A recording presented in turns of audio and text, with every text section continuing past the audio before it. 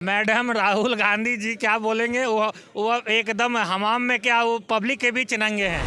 कब टोपी पहन लें, कब त्रिपुंड लगा लें, कब माला पहन लें, उनका कोई भरोसा नहीं। तो ये बोलूंगा, आप धर्म की राजनीति आप नहीं करते ना, धर्म की राजनीति आप करना शुरू कर दो, तब भी आपको वोट मिलेगा। कांग्रेस सोचती थी कि अब यार इनको इनविटेशन भेजा था, इनको बुला भी रहे थे मंदिर के उद्घाटन के लिए, लेकिन ये नहीं आ रहे क्योंकि इनको पता है इनका वोट बैंक, जो मुस्लिम वोट बैंक है, वो फिसल जाएगा। पहले राजनीति करती थी विपक्ष 370 पे, कश्मीर पे और राम मंदिर पे, ये सारे मुद्दे ही हल हो गए हैं, तो अब कहाँ से वो करेगी राजनीति? मुद्दे हल हो गए तो न्याय यात्रा क्यों कर रहे हैं राहुल गांधी जी? देखिए, इनको अपने ना राजनीति से खतरा है, इसलिए ये न्याय यात्रा में जुटे हुए हैं। उनको ना जनता की न्याय नहीं चाहिए, उनको उनका सोच रहा है ना कि मेरा कैसे भला हो, वो सिर्फ अपने भले के लिए। क्योंकि देखिए जिस तरह से इन्होंने 70 सालों में देश को बरगलाया हुआ है, तो इसका कहीं ना कहीं परिणाम है कि आज जनता जब जागरूक हुई, जब सोशल मीडिया का ज़माना आया, जब सच क्या है झूठ क्या है जब लोगों ने जाना और जब इनको निगलेक्ट कर दिया, तो उसके बाद इनको दर्द हो रहा है जी कि अब हमें कोई पूछ नहीं रहा है। कोई राजनीति नहीं चल रहा, इतनी सालों से केस चला था। वो एक बाबा मर भी गया था, उस टाइम पर अटल बिहारी वाजपेयी प्रधानमंत्री थे, उनकी डेथ हो गई, वो मिलने भी गया था, वो बाबा केस लड़ा, इससे कोर्ट ने फैसला करा। ये आप अगर बाबरी मस्जिद विध्वंस की बात करेंगे तो बुरा ना मानिएगा, आप लोग सभी पढ़े लिखे हैं, सभी इतिहास को जानते हैं। भले ही कांग्रेस ने 5 शिक्षा मंत्री मुस्लिम बनाए थे आज़ादी के बाद से कि भारत का सांस्कृतिक इतिहास जमींदोज हो जाए। तो बताइए, जो मक्का का रहने वाला है वो भारत को पढ़ाएगा क्या? कि भारत वाले ही भारत के बारे में जानेंगे, उसके बारे में पढ़ाएंगे? तो उन्होंने सारा लिख दिया कि जी अकबर महान, ये महान, औरंगजेब महान, सारे महान बता दिए। और जितने भी हमारे क्रांतिकारी थे तो उनको सब इन्होंने बता दिया कि तो कुछ किए नहीं। तो ये बरगलाने का काम तो शुरू से ही कांग्रेसियों ने किया है। अल्पसंख्यक जिसको बोला जाता है, आज उसकी संख्या 20 से 30% कई जगहों पे है, कई जगह बहुसंख्यक भी है। तो मुझे तो लगता है ये एक शब्द ही अब संवैधानिक नहीं है। अल्पसंख्यक बात जो है, अल्पसंख्यक यहाँ सिर्फ जैन, सिख, बौद्ध और पारसी और ईसाई हैं। भारत में मोहम्मद जो उनके पैगंबर हैं, उन्होंने भी दूसरे धार्मिक स्थलों को विध्वंस करके ही इस्लाम की नींव रखी थी। आपको शायद पता होगा, कुरान में लिखा हुआ, ये मैं नहीं कह रहा हूँ, कुरान में लिखा हुआ, हमारे मुस्लिम भाई भी सब जानते हैं कि मोहम्मद ने जब मक्का पर विजय प्राप्त किया था, सबसे पहले 360 मूर्तियों का जो जगह था उसको उन्होंने विध्वंस करके जमींदोज किया और काबा का निर्माण किया। काबा क्या है? बाबा है, जिसको हम लोग लिंग बोलते हैं, शिवलिंग बोलते हैं। ये सभी पार्टियां सनातन को इसलिए यूज करती हैं क्योंकि सनातन का वोट बैंक ज़्यादा है, ठीक है, इनका फोकस ही सनातन पे रहता है।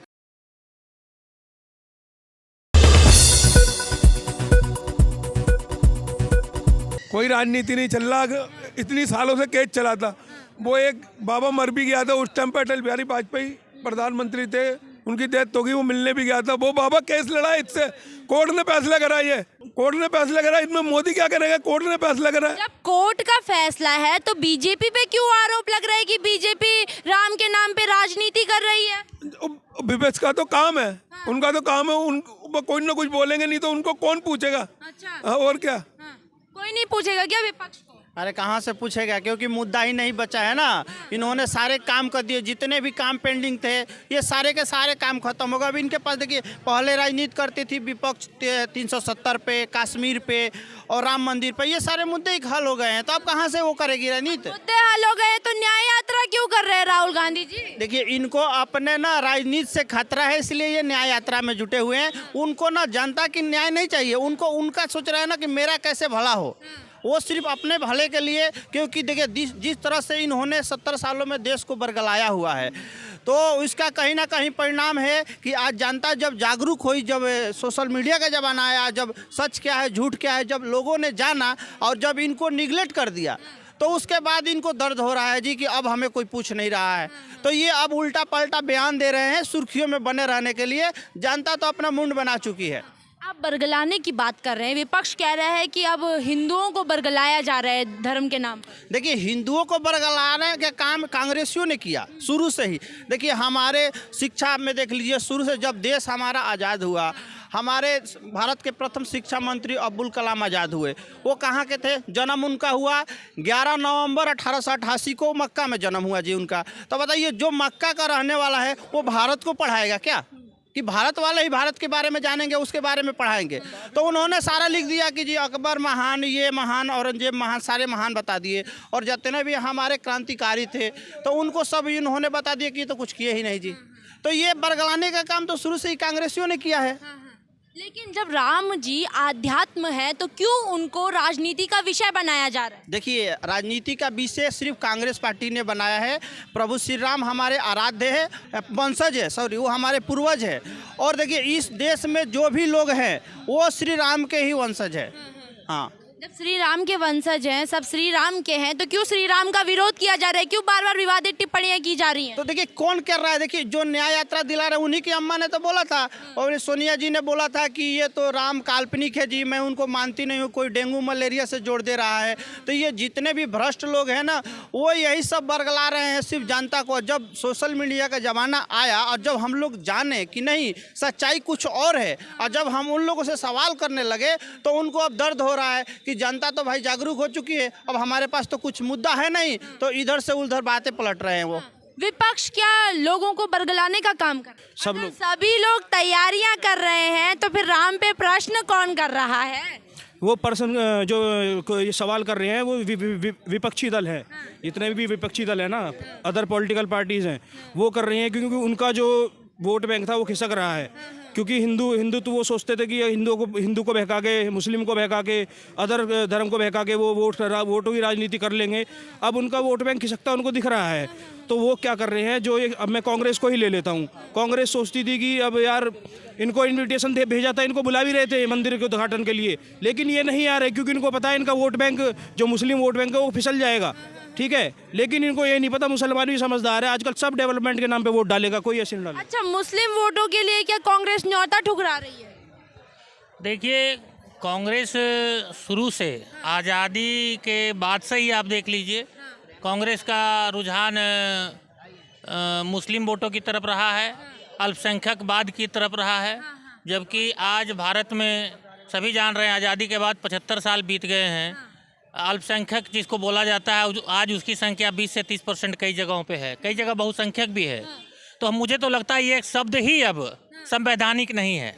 अल्पसंख्यकवाद जो है, अल्पसंख्यक यहाँ सिर्फ जैन, सिख, बौद्ध और पारसी और ईसाई हैं भारत में। और उसमें आप गौर करेंगे कि जैन, सिख और बौद्ध भी हिंदू धर्म, सनातन धर्म के ही अंग है। ये हिंदुओं को बांटने के लिए अल्पसंख्यकवाद का ढिंडोरा शुरू से पीट रही है। जबकि आज़ादी के समय नेहरू ने ही अपने जिद में प्रधानमंत्री बनने के लिए मुस्लिम तुष्टीकरण के लिए पाकिस्तान बांटा। लेकिन आज दिग्विजय जी कह रहे हैं कि बाबरी मस्जिद नहीं टूटती तो हिंदू मुस्लिम नहीं होता देश में। कौन दिग्विजय सिंह? कांग्रेस के नेता हैं। पता नहीं है, ये आलतू फालतू लोग नेता बने हुए हैं कांग्रेस में, इसीलिए आज ये दुर्गति हो रही है। फालतू फालतू बिल्कुल बिल्कुल, क्योंकि उन्होंने भारतीय संस्कृति का हमेशा अपमान किया है। मेरी समझ में ये नहीं आता, ये लोग, ये दिग्विजय सिंह जी हो या कोई भी बड़ा नेता हो, ये अपने घर के बारे में बात क्यों नहीं करते? कभी उस धर्म की बात करते हैं, ये उसने मस्जिद तोड़ दी, इसने ये मंदिर तोड़ दिया। मैं दिग्विजय सिंह से एक बात पूछना चाहता हूँ, तुम अपने घर की बात क्यों नहीं करते? लोगों को क्यों भड़काते हो? हैं, अपने घर की बात क्यों नहीं करते तुम लोग? बात ये है कि आप अगर बाबरी मस्जिद विध्वंस की बात करेंगे तो बुरा ना मानिएगा। आप लोग सभी पढ़े लिखे हैं, सभी इतिहास को जानते हैं। भले ही कांग्रेस ने 5 शिक्षा मंत्री मुस्लिम बनाए थे आज़ादी के बाद से कि भारत का सांस्कृतिक इतिहास जमींदोज हो जाए, उसके बावजूद भी मौखिक आधार पर, हमारे धर्म ग्रंथों के आधार पर लोगों ने भारतीय इतिहास को समझा है, संस्कृति को जाना है। आप इस्लाम का इतिहास देख लीजिए, मैं यहाँ पर किसी पर टिप्पणी नहीं कर रहा हूँ, ऐतिहासिक सच्चाई बता रहा हूँ। मोहम्मद जो उनके पैगंबर हैं, उन्होंने भी दूसरे धार्मिक स्थलों को विध्वंस करके ही इस्लाम की नींव रखी थी। आपको शायद पता होगा, कुरान में लिखा हुआ, ये मैं नहीं कह रहा हूँ, कुरान में लिखा हुआ, हमारे मुस्लिम भाई भी सब जानते हैं कि मोहम्मद ने जब मक्का पर विजय प्राप्त किया था, सबसे पहले 360 मूर्तियों का जो जगह था उसको उन्होंने विध्वंस करके जमींदोज किया और काबा का निर्माण किया। काबा क्या है? बाबा है, जिसको हम लोग लिंग बोलते हैं, शिवलिंग बोलते हैं। वो उन्होंने सिर्फ विध्वंस ही किया है इस्लाम में। मोहम्मद ने यही इतिहास जो शुरू किया है, आज भी चल रहा है। बाबर अब हागिया सोफिया देख लीजिए तुर्की में, जो कि 700-800 साल से क्रिश्चियन, ईसाई बड़ा मतलब चर्च था, उसको अभी ये तुर्की सरकार ने उसको फिर से मस्जिद घोषित कर दिया है। तो इनका तो ये चरित्र ही रहा है, जहाँ इनकी संख्या होगी यहाँ किसी भी दूसरे विचारधारा, धर्म तो छोड़िए, इस्लाम में भी अगर दूसरे विचारधारा ये लोग जीने नहीं देंगे उसको। ये उनका इतिहास है, यही सच्चाई है।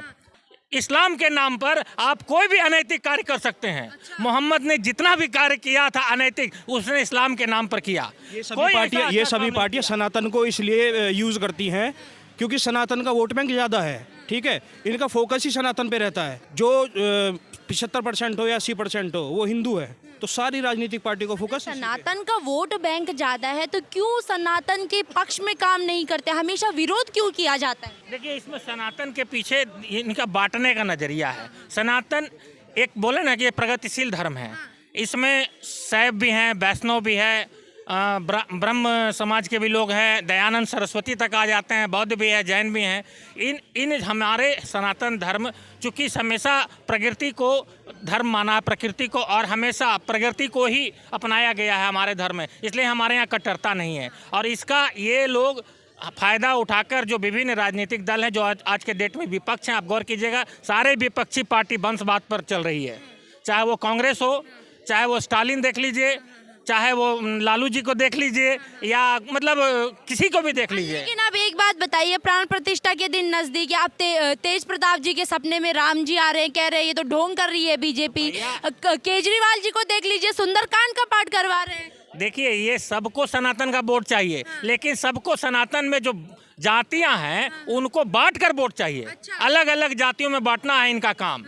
और कम से कम आज विश्व हिंदू परिषद, बजरंग दल या आरएसएस जो राष्ट्रीय स्वयंसेवक संघ है, देश को अखंडता की बात करता है, देश की एकता की बात करता है। यहाँ जातीय आधार पर कभी मतभेद नहीं रहा है। ये अंग्रेजी शासन काल से या मुस्लिम शासन काल से आप देखिएगा, जातीय कुव्यवस्था भारतीय समाज में सनातन धर्म में ये लाया गया है। हमारे धर्म में कभी विभेद नहीं था। भगवान राम कभी सिंह नहीं लगाते थे, भगवान कृष्ण कभी यादव नहीं लगाए आज तक। लेकिन इन राजनीतिज्ञों ने और कांग्रेसी ने हमेशा हिंदू धर्म को बांटने का काम किया है, इसलिए इनको मौका मिल रहा है। क्योंकि हमारे यहाँ कभी फतवा जारी नहीं होता कि आप राम को भी कुछ बोल सकते हैं, आपको स्वतंत्रता है, आप मान भी सकते हैं, नहीं भी मान सकते हैं, निराकार भी मान सकते हैं, साकार, यही तो असली धर्म है। लेकिन राहुल गांधी जी कह रहे हैं कि मैं धर्म की राजनीति नहीं करता हूं, मुझे अपनी टी शर्ट पे अपने धर्म का नाम लेके चलने की जरूरत नहीं है। मैडम, राहुल गांधी जी क्या बोलेंगे, वो एकदम हमाम में, क्या वो पब्लिक के बीच नंगे हैं। वो कब टोपी पहन लें, कब त्रिपुंड लगा लें, कब माला पहन लें, उनका कोई भरोसा नहीं। तो ये बोलूंगा, आप धर्म की राजनीति सिर्फ बांटने का काम करते हैं। आप नहीं करते ना धर्म की राजनीति, आप करना शुरू कर दो, तब भी आपको वोट नहीं मिलेगा।